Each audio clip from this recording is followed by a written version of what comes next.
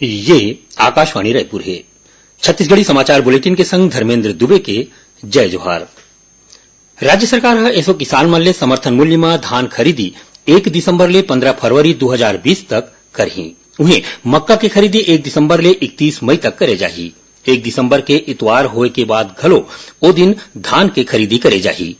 खाद्य विभाग द्वारा जारी दिशा निर्देश के मुताबिक प्रदेश के किसान मन ले धान खरीदी के सीमा 15 कुंटल प्रति एकड़ राखे गए है, तो उन्हें मक्का के खरीदी 10 कुंटल प्रति एकड़ राखे गए है। मुख्यमंत्री यकीन है कि चाहे कोनो भी प्रकार के परेशानी होए, फिर प्रदेश सरकार है किसान मन ले धान के भाव 2500 रुपया प्रति कुंटल में ही खरीदी।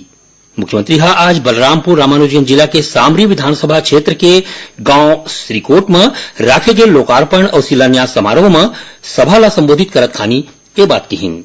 ये मौका में उमन चांदोला तहसील बनाए के घोषणा के संगे संग इस क्षेत्र में आने काम पर 59 करोड़ रुपया के विकास काम के लोकार्पण और शिलान्यास खलो करीन। मुख्यमंत्री भूपेश बघेल की अगुवाई में 13 नवंबर के प्रदेश के किसान मन दिल्ली जाही। ये किसान मन केंद्र सरकार ले पहली जैसन एसो घलो केंद्र ला छत्तीसगढ़ ले चाउर पिसाए के अनुरोध करही। इस दौरान मुख्यमंत्री महाराष्ट्र, मध्य प्रदेश और उत्तर प्रदेश में किसान मन के सभा ला संबोधित करही। मुख्यमंत्री किसान, व्यापारी और खेती किसानी ले जुड़े संगठन मन ला चाउर खरीदे के बारे में प्रधानमंत्री ला चिट्ठी लिखे के आग्रह करे है। भारतीय नौसेना बर छत्तीसगढ़ के 173 युवा मन मेरिट सूची में अपन जगह बनाए हैं। राजधानी रायपुर में 5 ले 7 नवंबर तक होए भर्ती रैली में कंप्यूटर परीक्षा में पास होए 227 युवा मन शामिल हुई, जिसमें शारीरिक परीक्षा और मेडिकल टेस्ट में 173 युवा मन पास हुई। प्रदेश भर ए पहली मौका है जब नौसेना भर्ती रैली में अतेक जन युवा मन मेरिट में अपन जगह बनाए हैं। के बारे में और ज्यादा जानबा जिला रोजगार कार्यालय ले मिल सकते। रायगढ़ जिला में पाछुरतिहा होए एक सड़क दुर्घटना में 2 जिन मनखे के मौत हो गए और 3 जिन मनखे मन घायल हो गए। हमार संवाददाता ले मिले जानबा के मुताबिक रायगढ़ सारंगढ़ रद्दा में एक ट्रक पैदल जावत 5 जिन मनखे मन ला अपन चपेट में ले लीन। एक घटना में 2 जिन के मौका में प्राण छूट गए। उन्हें घायल मनखे मन के इलाज रायगढ़ के मेकाहारा में चलत है।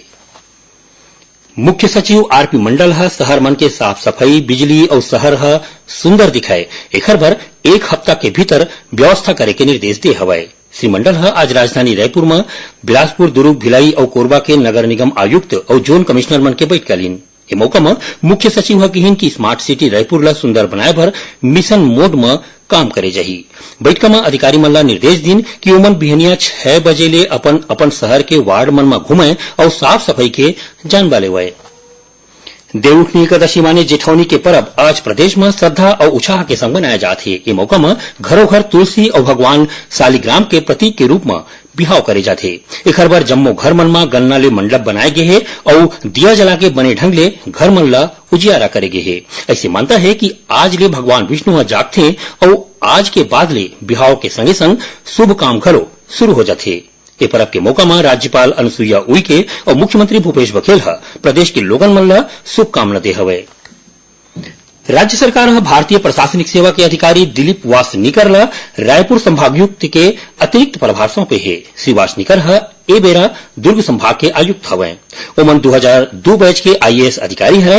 उन्हें राज्यपाल के सचिव सोनमणि बोरा ला छत्तीसगढ़ रेड क्रॉस सोसाइटी के चेयरमैन बनाए गए हैं। श्री बोरा अभी के कामकाज के संगे संग रेड क्रॉस के चेयरमैन के पद ला घलो संभाली। अब थोड़ कुछ समाचार सार में। छत्तीसगढ़ राज्य ग्रामीण अन्य पिछड़ा वर्ग क्षेत्र विकास प्राधिकरण और अनुसूचित जाति विकास प्राधिकरण के बैठक जौन 11 नवंबर के होइया रहीस ओला स्थगित कर दे गए है।